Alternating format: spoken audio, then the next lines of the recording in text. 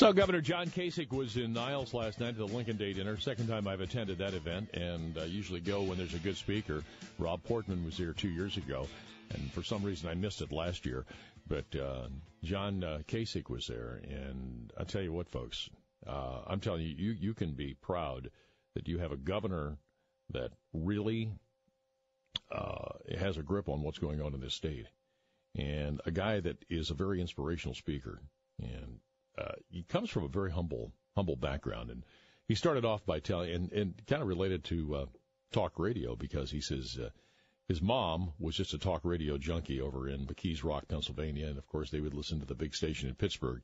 And his mom would go from room to room listening to all these radio stations, and she's listening to the radio stations, and she would always try to inspire John. And John says, we were one of those folks that really maybe had a luxury. We had a telephone in the kitchen to where you could see the hands going around so you could keep a track of how long you'd been on a long-distance call.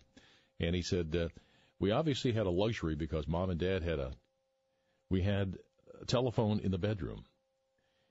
And his mom is listening to the radio station, and she's listening to this conversation that's getting heated between this commentator and a caller. And she's saying, Johnny, you got to hear this. Where are you, Johnny? Where are you, Johnny? And she's searching the house for John Kasich, can't find John Kasich, finally opens up the bedroom, looks in the bedroom, and there's John. And he is on the phone, and he's the guy that's talking to the announcer on the big radio station in Pittsburgh. And he's talking about, his mom and dad and how they came up, and his grandfather who worked in the coal mine, and his grandfather so poor that he would take his lunch to work and maybe bring half of it home because they needed the food at home. Come up very humble background, but told some really, really great stories. And then he had an opportunity to get into the meat and potatoes of what he's doing. First of all, when he came in, he was coming from another event, and the reporters all met him. And as he was coming in, kind of interesting. He's a slight guy, and no tie, just kind of loose and very casual.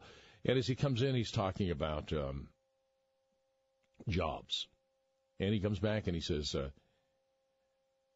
let's reflect back on where we were when I came in. He said, we had an $8 billion deficit. My budget director and I, we started looking at Ohio 3 years before we ran for the governorship. He says, when I saw this $8 billion tax deficit that we had here in the state of Ohio, he said, I knew that we, obviously had to do something about that. We couldn't default. So he came back and he killed the death tax. And he says, the death tax on business, and sometimes he says, you inherit a business and you find out that you can't afford to keep the company. So they killed this death tax, and he says they cut the taxes for the small businesses by 50%.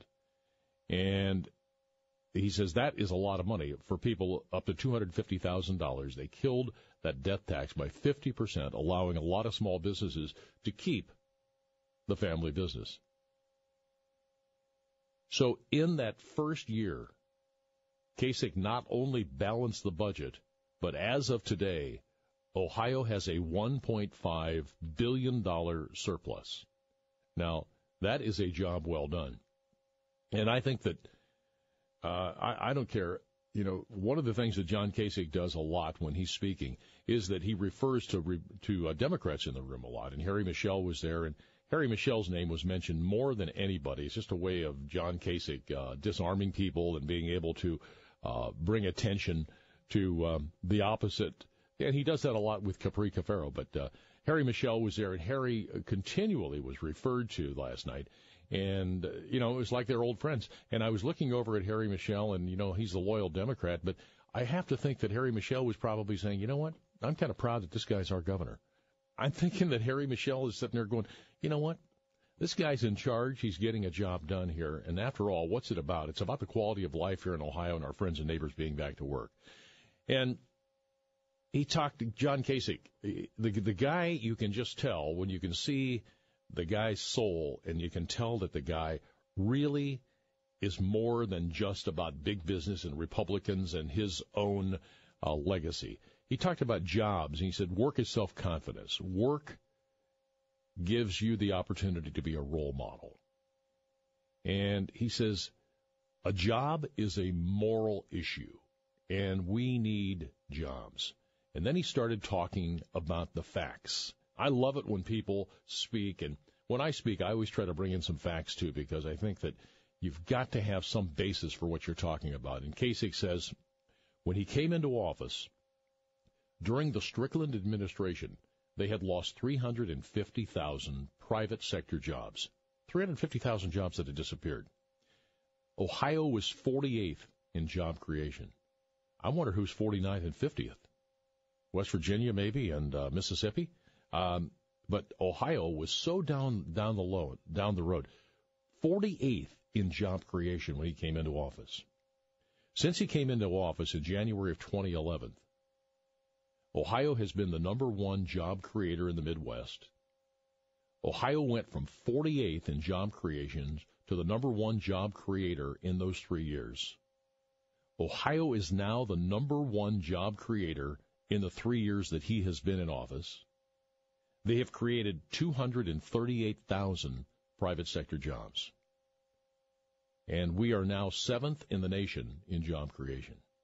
Now, you go back and you listen to the facts there, and you have to say that John Kasich turned this state around. And I'm you can look at Scott Walker, John Kasich, and other governors out here who have done a great job. But when you think about where this state was, and go back and just remember those numbers that I gave you, 48th in job creation, and since 2011, we are the number one job creator in the Midwest and growing. The unemployment rate is still high because we are coming from a very, very difficult spot. He killed the death tax. He now has taken the budget from an $8 billion deficit to a $1.5 billion surplus. So that is a hell of a legacy when you think about the governor of the state of Ohio. And I look at other people out here that may be running. This guy Fitzgerald, I don't even know much about him or anything like that, but I'm thinking to myself, he may just want to say, I'm going to fold the tent right now, because you've got a guy out here that has turned the Buckeye State around, and we have come back. There's only a few states like Texas that are still ahead of us here.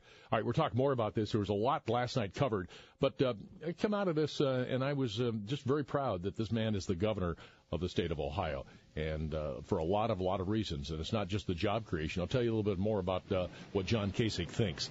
We'll take your phone calls as we get them to, and you can always